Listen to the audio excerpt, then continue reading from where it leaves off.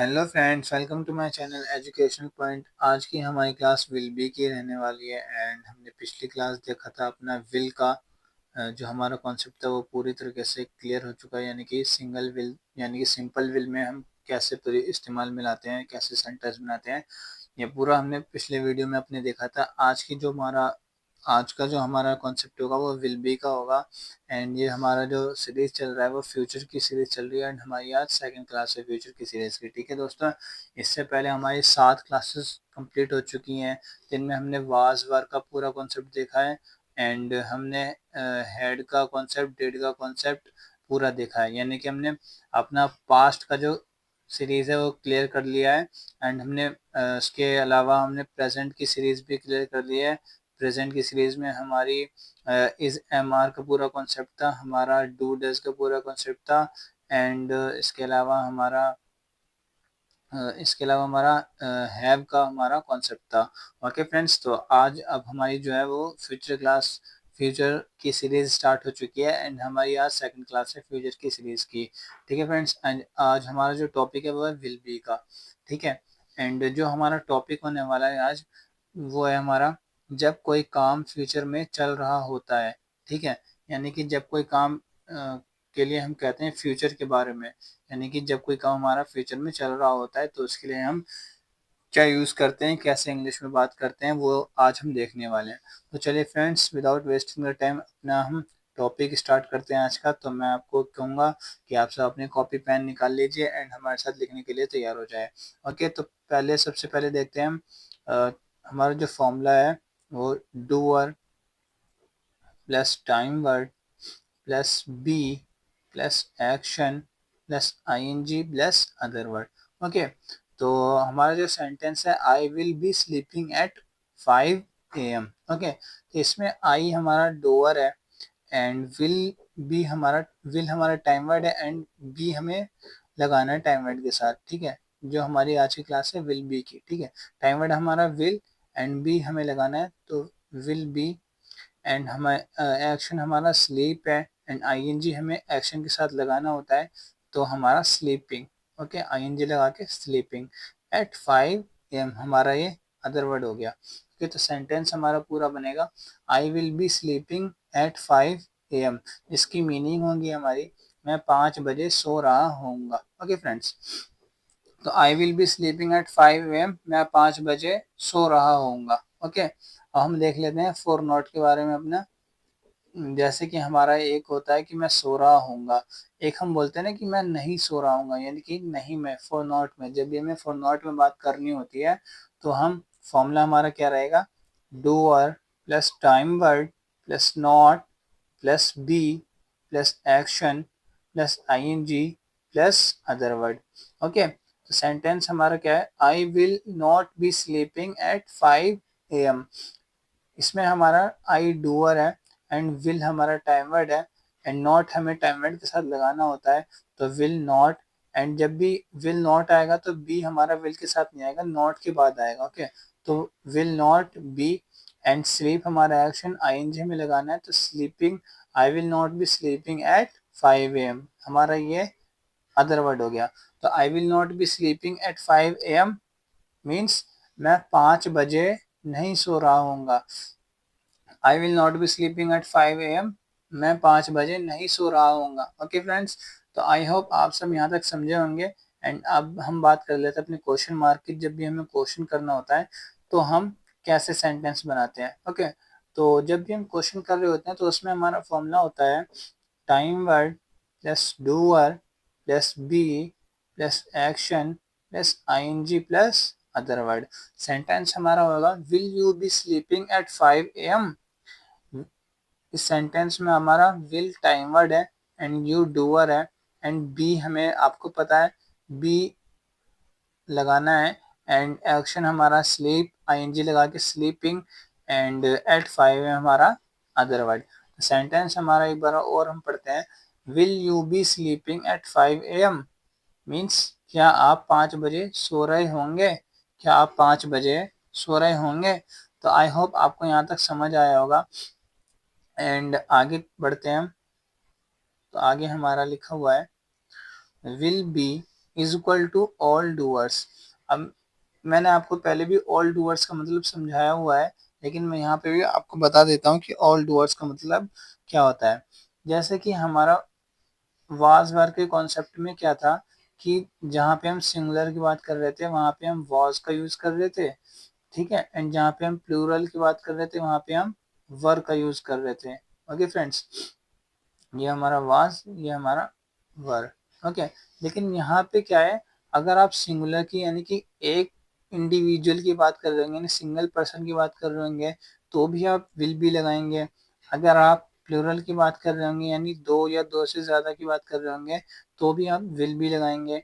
अगर आप third person की बात कर रहे होंगे, चाहे थर्ड पर्सन में कोई एक पर्सन हो, चाहे कोई दो पर्सन हो या तीन हो या 10 हो, तो भी आप विल बी ही लगाएंगे। इधर से चाहे आप आई यूज कर रहे हो, चाहे आप यू यूज कर रहे हो, चाहे आप दे यूज कर रहे हो, चाहे आप वी यूज कर रहे हो, आप अदरवाइज कुछ भी यूज कर रहे हो डूअर में, आपको विल बी ही लगाना है। यही है ऑल डूअर्स। डूअर्स हमारे कौन होते हैं, करने वाले, यानी कि I you they we he she name it, ठीक है। तो सबके साथ हमारा कौन आएगा, विल बी। इसी का मतलब होता है will be is equal to all doers. Okay friends, तो आई होप आप सब समझ गए होंगे। एंड पिछली क्लास में मैंने आपको बताया था कि हमारे विल में चार पार्ट्स होते हैं, यानी कि फ्यूचर में चार पार्ट्स होते हैं। एक तो होता है 100% यस, एक होता है 100% नो, एक होता है हमारा शायद में, एंड एक होता है हमारा जिसे हम कहते हैं शायद ही, बिल्कुल जो ना के बराबर, ना उम्मीद वाला होता है। ओके फ्रेंड्स, तो जब भी हम विल बी की बात कर रहे होंगे तो यानी कि हम 100% हाँ में कह रहे हैं। अगर हम विल नॉट बी की बात कर रहे हैं, यानी कि विल नॉट बी लगाकर हम कहीं भी सेंटेंस बना रहे हैं या बोल रहे हैं, तो हम 100% श्योर हैं कि हम मना कर रहे हैं। ओके, इसी तरह हम जब मे बी लगाएंगे तो 50% हमारा जो आंसर होता है हाँ में और ना में होता है, यानी कि शायद। ऐसे कि हम कहते हैं ना, मैं शायद काम कर लूंगा, शायद मेरे से ये हो जाएगा, तो उसमें हम मे बी लगाते हैं, यानी कि 50% चांसेस होते हैं, ठीक है। तो जब हम माइट भी लगाते हैं तो वहाँ पे 30% होता है, इसका मतलब होता है शायद ही, यानी कि वो काम जो है ना के बराबर है, यानी कि बिल्कुल नाउम्मीदी के साथ वो काम कहा जा रहा है, ठीक है, मैं शायद ही ये काम कर लूंगा। ओके, तो शायद ही हमारा माइट भी होता है, ठीक है। तो 30% इसे हम मानते हैं, मान के चलते हैं। ओके, तो जो हमारा कॉन्सेप्ट है ना आज का, वो वैसे तो यहीं पे ख़त्म होता है, लेकिन अभी हमें वर्ड्स मीनिंग भी देखनी है कुछ अपनी। तो हमारी वर्ड मीनिंग जो है वो बहुत इंपॉर्टेंट होती है। हर क्लास में मैं इंपॉर्टेंट वर्ड मीनिंग लेकर आता हूँ, एंड हर क्लास में मैं 10 वर्ड मीनिंग लेकर आता हूँ, जो आप लोगों को बहुत आसानी से याद हो जाती है। एंड जो वर्ड मीनिंग हमारी इंग्लिश स्पीकिंग के लिए बहुत ही ज़्यादा इम्पोर्टेंट भी मानी जाती है। ओके फ्रेंड्स, तो चलिए देखते हैं अपने वर्ड मीनिंग्स। तो पहला है हमारा टेक टाउरी, दहेज लेना। नंबर 2, गेट मैरिड, इंटरकास्ट, दूसरी जाति में शादी करना। Number 3, stay in the house boat, पानी वाले घर में रुकना। नंबर 4, सील द सेल, ये सील नहीं है ब्रो दोस्तों, ये सेल है। ओके, ये हमारा SAIL,